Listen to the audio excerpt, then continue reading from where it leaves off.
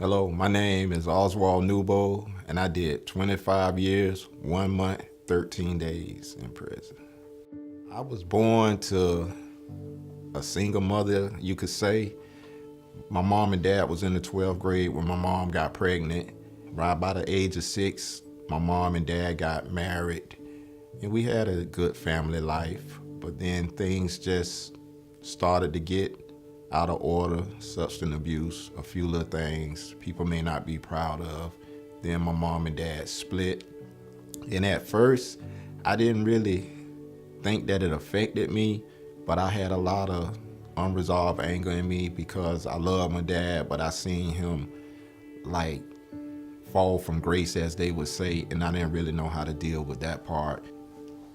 Life in prison, I had what they would call a boatload of time. Boatload of time means I had a lot of time. So I went in the system mad at the world, mad at the judicial system, mad at the judge. I was mad at everybody except for myself. I just was trying to figure out how I was going to do all that time. So basically, I was running around through prison just trying to make it. And sadly, like 5 months into prison, I went to confinement. And found out it was a dope deal, went sour, turned robbery, turned assault, and I was in prison. Tried to work my way through it. For the most part in my earlier years, I was just there. That's all I could say. I didn't even do it from day to day. A lot of times I was living life from moment to moment just to get by, because it was too hard to look into the future. I realized a change needed to be made in my life when my last grandparent passed. I had been locked up 15 years at the time by then, and it really dawned on me that the life I left when I left the streets won't be the life I would return to.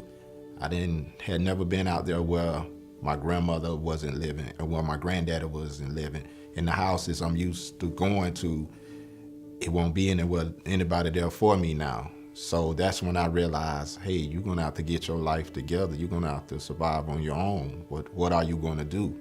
And that was when the beginning phases of the evolution of me really starting to change. I hate to say it, but it was a point where I went in my locker one day and I pulled out my Bible, and I hadn't read it in so long. I had picked it up and I blew on it. And the cloud of dust made me start coughing and sneezing. And I said, and my spirit convicted me right then, and I said I would never do that. So rather than the bottom of my locker, I put the Bible on the top of my things in my locker. It's important to keep that Bible at the top of your locker, because at some point in there you'll realize that the Lord is all that you have. Your faith is all that you have. And once you read that, every time I read my Bible, I always feel good every time I read my Bible. So that's why it amazed me when I won't read it. And it's times go by when I don't read it. But I kept my same Bible through my whole ordeal. And people say, hey, you should get a new Bible. I won't get a new Bible because that Bible was better to me than I was to it. And today I still carry that same Bible. When I go in there, pages ripped and everything, but that's my Bible. But it's important to keep that Bible because that's what a faith. It's a template of life in there. I have to just say I love every day. People say it's hard out here. To me, I say, yeah, it get hard, but it's never a bad day out here to me. It could be raining, it could be short on money. I love every day out here free because there's always a chance to turn it around. But life is good for me. I'm in college right now. I'm working, I'm in college, I have my own business, I'm mentoring youth, and it's hard to find a moment for myself, but I feel all of this is part of my purpose. Youth are the future. They're the people who are going to be making decisions that affects us in later in life. So I feel mentoring the youth is important.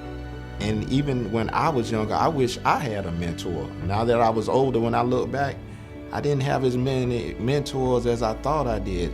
If somebody is struggling and they on the verge about to backslide, like they're about to get in trouble again, I want to do something, but knowing the consequences could be bad, I would just let them know it's somebody love you and support you out here.